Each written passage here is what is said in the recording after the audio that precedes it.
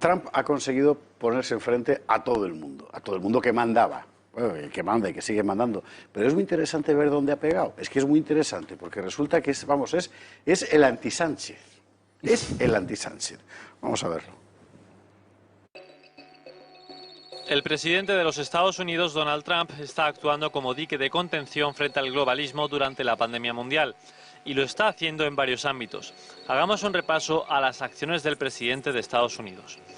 Trump canceló el proyecto de Bill Gates conocido como ID 2020, que propone la identificación digital de prácticamente todas las personas del planeta. El término identificación digital significa la inserción de un microchip en el cuerpo humano que contiene toda la información personal de cada ciudadano. Poco se ha dicho sobre el tema en los medios, pero el proyecto ID 2020 ha alcanzado una etapa muy avanzada.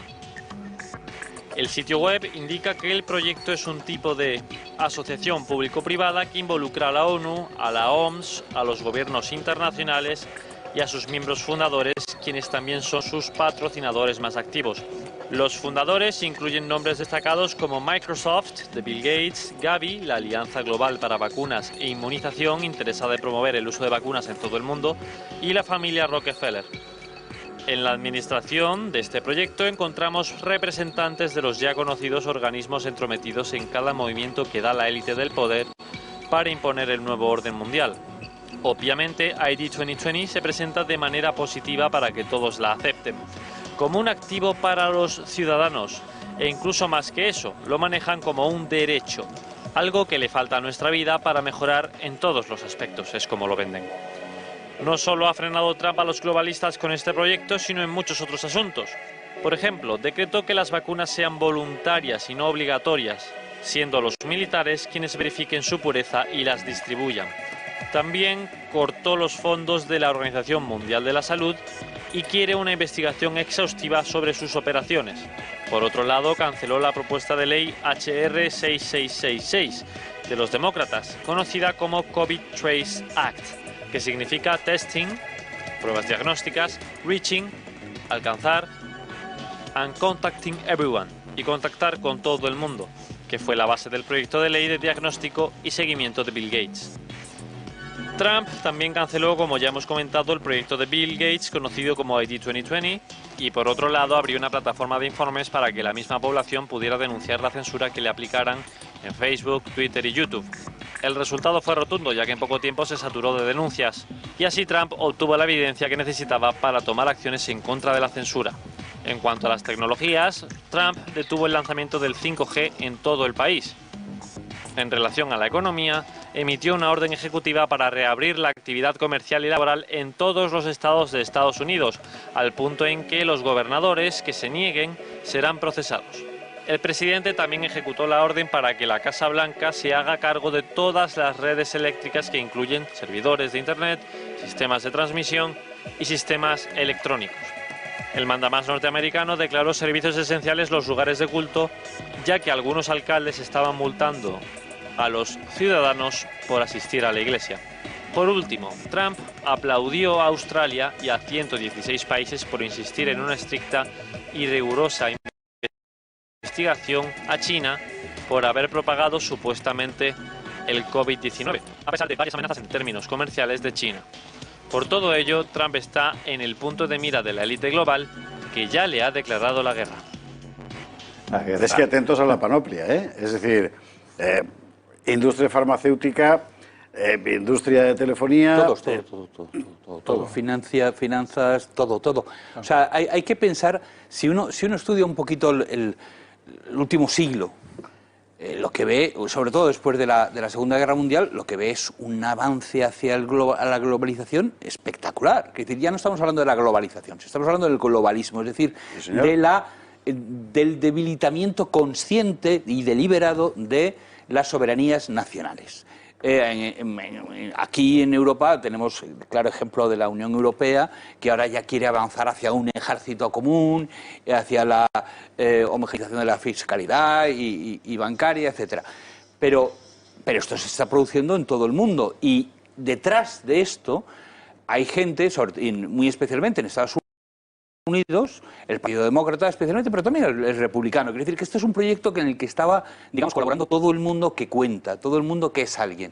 Entonces, cuando suceden dos fenómenos que alertan a los globalistas, porque esto iba, digamos, viento en popa, esto avanzaba sin ningún tipo de roce. Y, ¡pum!, el primer problema, que es el Brexit. Claro, el Brexit, Cameron no lo hace para perderlo, lo hace para ganarlo. Y si os acordáis de cómo lo daban los medios, pues era pan comido. Iba a salir que no se iban de la Unión. Entonces esto fue una cosa tremenda. Y luego lo de Trump ha sido todavía más descarado porque, si os acordáis, a Trump en el momento en que ganó, incluso antes de que pisara la Casa Blanca, empezaron todo tipo de triquiñuelas para echarle, desde manifestaciones que querían también hacerse violentas, hasta recuentos, hasta presionar al colegio electoral para que incumpliera, digamos, su mandato y eligiera a otro, hasta, es decir, de todo. Hemos tenido, por supuesto, la trama rusa, que ha gastado cientos de millones de dólares en nada, y el espionaje encargado por Obama a la campaña de Trump, que ahora va a salir, y ahí tenemos la complicidad del FBI, en fin, tiene a todo el mundo en contra, efectivamente, porque es el mundo. Es decir, tendemos a pensar, tendemos a ver Estados Unidos como un imperio. Qué malos son los americanos que nos están haciendo esto, que están ingiriendo en todas partes. En realidad, lo que estamos comprobando, y si hay imágenes se pueden ver las ciudades ardiendo y tal, es que Estados Unidos es un país más del imperio. No es solo el centro del imperio. El imperio no tiene centro, propiamente. Yo estoy de acuerdo contigo completamente y metería, antes de dar la palabra a Juan Antonio de Castro, dos elementos más encima de la mesa, que es la suspensión del Tratado de Libre de Cambio con Europa, que aquí lo movía a la izquierda, por cierto, la derecha ni se enteraba, pero que ponía literalmente todo el comercio entre los Estados Unidos y la Unión Europea en manos de las multinacionales, expresamente dicho así. Sí, que podían cambiar la ley. Y la suspensión, exacto, y la suspensión por parte de Trump del Tratado de Intercambio con el Pacífico, que fue absolutamente, que fue el auténtico detonador de todo, porque significaba que todos los proyectos que se había construido el mundo globalista de ese mercado infinito y sin barreras, de repente desaparecía. Claro, a partir de ese momento... Él lo explica muy bien en un momento determinado, perdóname. No, por favor. Cuando dice, oiga, mire, es que yo no necesitaba esto. Es decir, es que soy rico, tengo una vida súper cómoda, una vida muelle, me ha ido muy bien en los negocios, y yo si estoy aquí es porque tengo un proyecto, porque creo que además hay que oponerse con todas las fuerzas al proyecto de los Clinton, de los Gates, de los Soros. Lo dice con toda claridad. Hay uno de los discursos antes de su victoria electoral, dice, yo vengo aquí a enfrentarme con toda esta gente porque creo que es una cuestión de supervivencia de América y de supervivencia del mundo. Yo creo que lo ha tenido claro desde el minuto uno, y sus adversarios también. No le han dado ni un margen de 5 minutos de descanso, ni de dejar de atosigarle con todo tipo la verdad es que en la mayor parte de las veces de mentiras. Yo no creo que lo haya tenido claro desde el minuto uno, en absoluto. Vamos a decir que el que haya seguido un poco la carrera de este hombre antes de entrar en la política, si tenía que hablar de política o si tenías que juzgar por los amigos que frecuentaba, era más bien demócrata. Es decir, era un tipo del que se podía esperar que si llegaba, que yo me apego, Carlos, a uno de sus discursos más importantes en los que dice exactamente eso. Totalmente. Por eso te digo, pero no es desde el minuto. Es decir, que es un tipo que se ha dado cuenta en el momento en que entra la política, que entra como el gran millonario conocido por programas de televisión, etcétera, y que supongo que le encargaría una especie de estudio de mercado. Oye, ¿qué es lo que falta para que yo me presente? Y entonces se da cuenta que hay una enorme masa de votantes que no tiene a quién votar, porque los dos grandes partidos opinan lo mismo en esas cuestiones que a él le importan muchísimo, como puede ser el tema de la inmigración, como puede ser la deslocalización de las empresas, etcétera, etcétera. Y dice, este es mi tema. Y lo hace suyo, y en el momento en que lo hace suyo, es un tipo, digamos, eficaz y cabezota, y se lo toma en serio. Y se lo ha tomado muy en serio. Pero yo creo que ha sido así un poquito. Yo creo que es difícil explicarnos todo esto si no lo vemos desde un punto de vista geopolítico y de equilibrio de fuerzas y de nacimiento y de desvanecimiento, en cierto modo, del imperio americano y del crecimiento de China. Entonces el imperio americano se desvanece, cae y empieza a haber una especie de nerviosismo que se ve por las corrientes demócrata y republicana, con una fuerza de seguir ejerciendo el poder, aquí hay que sacar este país adelante y tal, y surgen, y hay las dos, digamos, las dos fuerzas que en este momento están imperando a nivel mundial. Una que es la visión del nuevo orden mundial, apoyada por los demócratas, Clinton, Bill, todos, Gates y todo ese grupo, y toda la agenda y todo el follón que estamos viendo. Y por el otro lado tenemos a Trump con una visión absolutamente mucho más de equilibrio tripolar, en el que podríamos ver a Estados Unidos, a China y posiblemente India en el futuro. Todavía no está. ¿Cuál de las dos vencerá? Es la respuesta de qué pasará con el post-imperio americano. Y eso es un poco lo que está reflejando esta guerra. Efectivamente, pero Trump se da cuenta de que al imperio americano le quedan 3 telediarios y dice, la manera es... No. Para hacer fuerte América es Sí. voy a dejarme de guerritas imperiales y voy a tener una defensa fuerte, pero limitando los frentes, por así decirlo. Sí, pero no es que Trump piense, yo creo que se le está acabando a América, ¿no? América lo va a seguir teniendo, pero de dos maneras. Una, con el nuevo orden mundial, y ese está dirigido por los globalistas, o otra, con Trump y los equilibrios con China, Rusia, India. Y es uno de los dos modelos el que va a imperar, tengo la sensación. La lucha está por esos modelos en este momento y todos los que estamos viendo por debajo es la gran batalla. Está en Gates, está el COVID, está todos los demás temas, pero lo que estamos viendo es esa gran batalla. Si vemos la lista de lo que ha hecho el señor Trump, y por mucho que a mucha gente le pueda parecer mal, todo ese listado de cosas que hace es perfecto para su batalla contra los globalistas y ojalá la gane.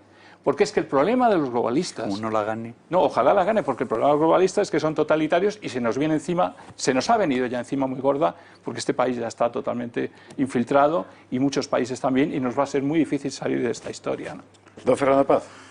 Bueno, lo que pasa es que, vamos a ver, ante lo que estamos es ante una ofensiva globalista de la cual América es la primera víctima, en realidad. Es decir, América alberga en su seno el núcleo duro del globalismo, que desde luego, en mi opinión, si tuviéramos que personalizarlo en una organización, sería el CFR, el Consejo de Relaciones Externas. Sí. De ahí nace todo y de ahí emana Bilderberg, la trilateral, es decir, todos los organismos. Sí, lo veremos después, Incluso su réplica británica, ¿no? El Consejo de Relaciones Externas de Gran Bretaña, y por supuesto favoreciendo de una manera absolutamente abierta todo lo que sea el libre comercio en todo el mundo y la destrucción de las barreras, y cooptando todo el poder de la sociedad americana, de gente muy conocida. Está ya en torno a los 1000 miembros el CFR, o sea que no son 7 que se reúnen ahí tal, aunque esté dirigido originariamente en las últimas décadas por David Rockefeller, que ya murió, por Henry Kissinger, y pues George Soros es uno también de los más destacados. Bueno, quiero decir con esto que, claro, vamos a ver, Donald Trump es un tipo con el que nadie contaba, o sea, un agente, una pieza del juego que ha salido de repente, con el que nadie contaba, porque esto era republicanos-demócratas, demócratas-republicanos, eran absolutamente intercambiables, daba igual, que daba lo mismo, porque lo que tenían unos ligeros matices en determinado tipo de políticas, pero las visiones se correspondían con el think tank del CFR, con el núcleo duro de eso, con la globalización. Lo que está haciendo Donald Trump es precisamente poner coto a ese tipo de visión de América, digamos. Es decir, hay dos Américas, para entendernos.